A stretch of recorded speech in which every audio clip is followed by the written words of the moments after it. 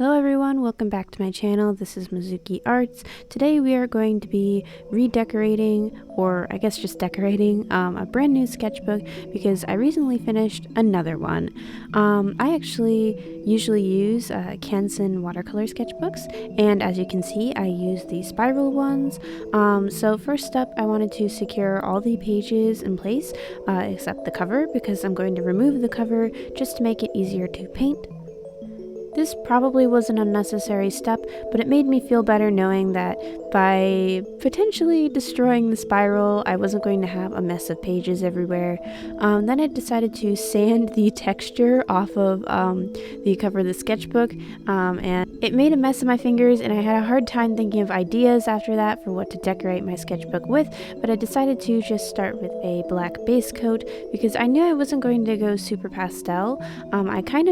I think at this point decided on like a fairy tale theme, like I wanted to do like a spell book or something, almost like that book in Chronicles of Narnia that Lucy was looking through, like the one in Voyage of the Dawn Treader, but it also kind of, references other fantasy like Harry Potter and stuff, and I decided on a sparkly emerald green. It wasn't a very even paint because it's one of those metallic ones that's kind of just meant to top things off, and I tried to work in some texture with that, and then I took my gold metallic paint and made these really uneven, weird looking like corner protectors, and I had a really hard time painting these. I don't paint a lot of gold, so this was kind of an interesting experiment, and you'll see that I rework them like several times throughout the video, and then I took this gold metallic pen, and I wrote Bree's Magic Sketchbook. I usually go by Bree online. It's not my full name, but I go by Bree, so I decided that was the name I'd put on the front cover, and I had fun writing this out because it was such like a whimsical font. I actually really enjoyed typography, and I don't think I would have found that out without like projects like this one. I tried my best to be intentional about this. Like, I know I wasn't going to get the writing perfect, so I just tried to make it look whimsical and like fun and cute. I really wanted this to look like it was straight out of a fairy tale. Like, it was just it belongs to like a fairy or something, I just wanted it to be like really overwhelmingly cute in like a fairy tale sort of way, and playing with this metallic pen sure did feel like magic, that's for sure. It was pretty fun. And of course I had to do my signature, which is of course just sparkles everywhere.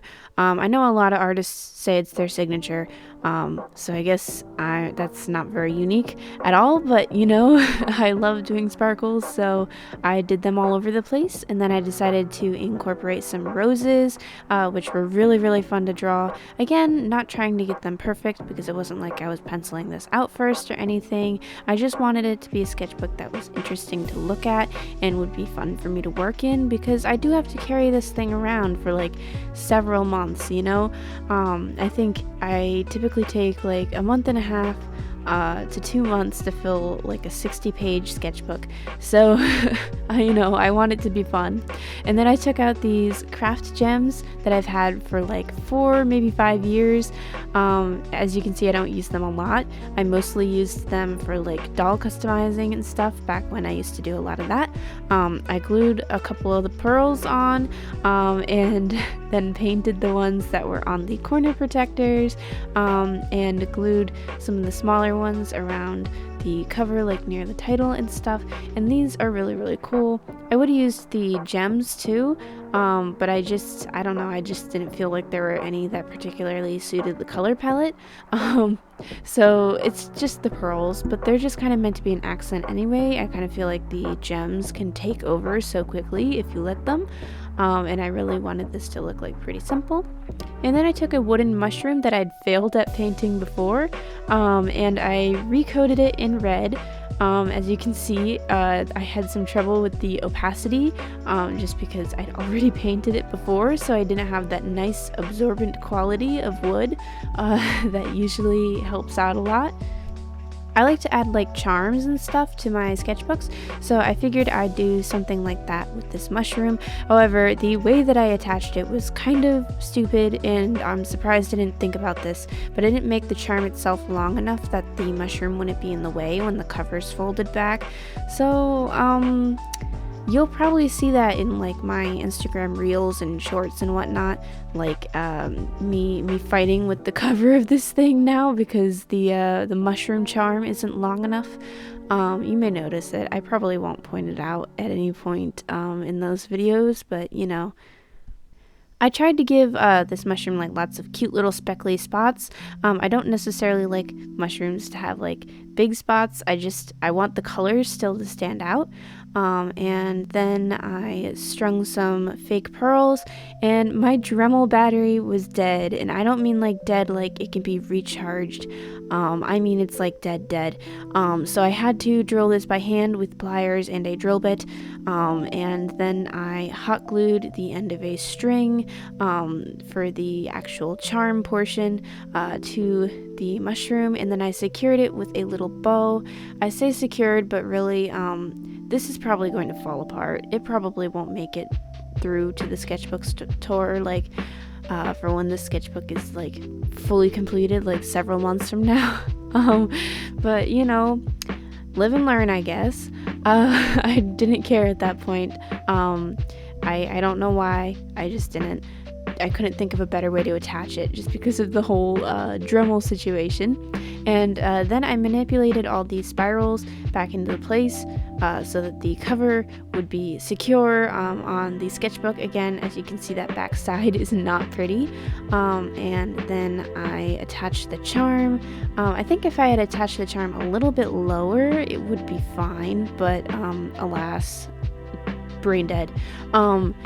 Yeah, then I added some final little painted details, and I decided to add some glitter glue. I bought this glitter glue at like Michael's like 2 weeks ago, and it is just everywhere now. It's everywhere. By the time you're seeing this, I will have used it in at least one painting, and it will be all over my like doodle sketchbook and stuff. Like I love glitter glue. I love glitter in general, but glitter glue is so nice and convenient. It's great. And this has little stars in it. It's so cute. So this was really fun. I got to finger paint. And finally, this sketchbook is done. This project took me probably like 2, maybe 3 days. Just like little light sessions. It wasn't like an intense project or anything, but it did take up a lot of space like on my desk, just because things needed to dry. Like those plasticky sketchbook covers take a while kind of to soak up the paint, I guess, or really the paint takes a while to dry without being soaked up, I guess. But anyways, thank you guys so much for watching. I hope you guys enjoyed this video, and I'll catch you guys next time. Bye! At this point in the video, I'd like to give a quick shout out to Ashley. Thank you so much, Ashley, for supporting me on Ko-fi. If anyone wants to join my Ko-fi page and get lots of fun digital rewards like sketchbook access, thank you doodles, and more, then the link is in the description box.